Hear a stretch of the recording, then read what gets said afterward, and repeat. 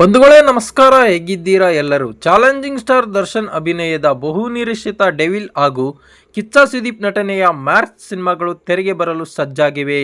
ಈ ಎರಡೂ ಸಿನಿಮಾಗಳ ಟ್ರೈಲರ್ ಬಿಡುಗಡೆಯಾಗಿದ್ದು, ಅಭಿಮಾನಿಗಳು ತಮ್ಮ ನೆಚ್ಚಿನ ನಟರ ವಿಭಿನ್ನ ಗೆಟಪ್ಗಳನ್ನು ಕಣ್ತುಂಬಿಕೊಂಡಿದ್ದಾರೆ. ಈ ಎರಡೂ ಸಿನಿಮಾಗಳು ಆಕ್ಷನ್ ಕಥಾಧಾರವನ್ನು ಹೊಂದಿದ್ದು, ಮೇಕಿಂಗ್ ದೃಷ್ಟಿಯಿಂದ ಅದ್ದೂರಿತನದಿಂದ ಕೂಡಿವೆ.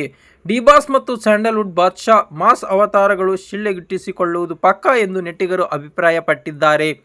ಸೂರ್ಯನಿಗೆ ತುಂಬ ಹೊತ್ತು ಗ್ರಹಣ ಹಿಡಿಯಲ್ಲ, ನಾನು ಬರ್ತಿದ್ದೀನಿ ಚಿನ್ನ ಎಂದು ಅಬ್ಬರಿಸುತ್ತಿರುವ ದರ್ಶನ್ ಡೆವಿಲ್ ರೂಪದಲ್ಲಿ ಡಿಸೆಂಬರ್ 11ರಂದು ದಾಂಗೂಡಿ ಇಡಲಿದ್ದಾರೆ.